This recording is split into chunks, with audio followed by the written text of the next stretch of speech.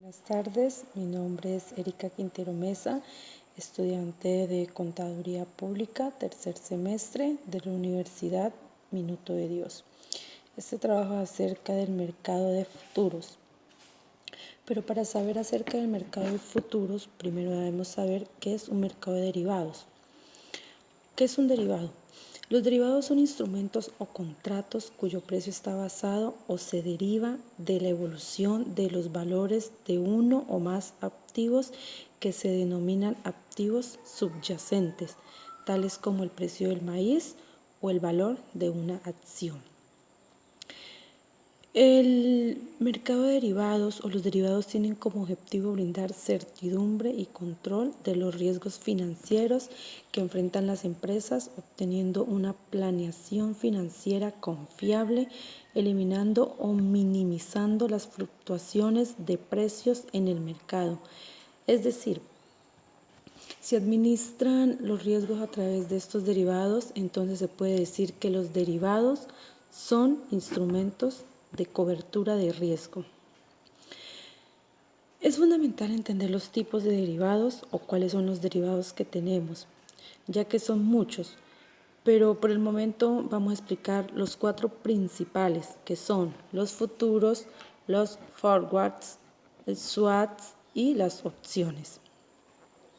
Empezamos con el mercado de futuros. El mercado de futuros es aquel en el que se negocian contratos en los cuales las partes se comprometen a comprar o vender en el futuro un determinado bien. Bien puede ser producto agrícola, minera, activo financiero o moneda. Definiendo en el presente la cantidad, precio y fecha de vencimiento de la operación. Pero ¿para qué sirven los mercados de futuros? La principal función de un mercado de futuros es brindar un componente eficaz para proteger los precios de los productos transados para personas o empresas expuestas a las variaciones perjudiciales de los precios en sus activos más importantes. ¿Qué quiere decir esto? Que los mercados futuros hacen posible minimizar el riesgo de pérdidas futuras cediéndoselas al comprador o inversionista del contrato, quien sería el que asume la ganancia o pérdida de dicho negocio. Dentro del mercado de futuros encontramos 3 elementos esenciales que son el mercado, la negociación y el riesgo. El mercado es donde está todo el mercado organizado. La negociación es la calidad, cantidad, la fecha y el lugar de entrega. Estos son negociados por las partes. Y el riesgo es el riesgo de contraparte que lo asume la Cámara de Compensación. Como siguiente derivado tenemos a los forwards. Son lo mismo que un futuro, pero se operan y se negocian OTC, over the counter, es decir, por fuera del mercado. Eso quiere decir que son contratos hechos a medida, mientras que los futuros están estandarizados. Pero operar OTC tiene ciertos riesgos. Es el riesgo de incobrabilidad o el riesgo que la otra parte no cumpla. Ese sería el riesgo de incumplimiento. Los elementos de los forward son el mercado, la negociación, el riesgo y el periodo de vencimiento. El mercado serían los OTC.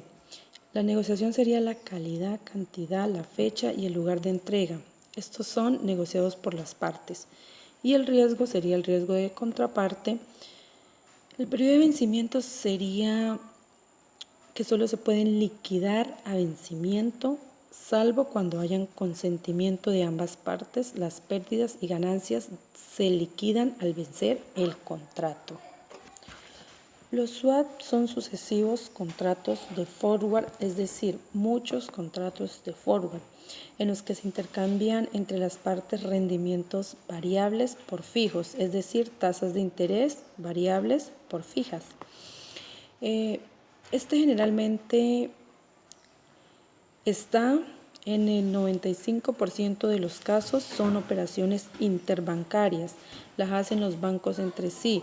Países que están más vulnerables van a buscar rendimiento fijo y aquellos que estén más estables se animan a citar o buscar tasas variables, entonces se intercambian tasas de interés. Y por último, y no menos importante, tenemos las opciones. Es un contrato que da a su comprador, es decir, tenedor de esa opción. Esto da el derecho, pero no la obligación, tiene el derecho a comprar o a vender bienes o valores a fechas futuras a un precio determinado. Como ejemplo, para que entendamos más un poquito el mercado o los derivados de opciones. Si yo compro una opción para el maíz a octubre, cuando llegue octubre, yo puedo decidir si compro o no. Obviamente yo tengo que pagar lo que se llama una prima, que sería el derecho, supongamos que yo pago 100,000 para en octubre tener el derecho a elegir si quiero o no comprar. En caso tal de que yo decida comprar, lo único que pierdo, en caso tal de que yo no decida comprar, lo único que perdería sería esa pequeña prima que pagué al tener el derecho de la opción. En las opciones se encuentran dos agentes, uno que es el comprador de la opción, que está en posición larga, y otro que es el vendedor de la opción, que está en posición corta. La característica del comprador de la opción en posición larga es que tiene el derecho, más no la obligación de comprar o vender el activo. Mientras que el de la opción del vendedor o posición corta es que tiene la obligación de vender o comprar el activo. También se tienen dos tipos de opciones, que es la opción de compra y la opción de venta. La opción de compra, también conocida como call, da a su propietario el derecho a comprar un activo en una fecha determinada por cierto precio. Y la opción de venta, también denominada como put, da a su propietario el derecho a vender un activo en una fecha determinada a un cierto precio. Bueno, esto ha sido todo. Espero que hayan comprendido un poquito más de los derivados y de los futuros. Gracias.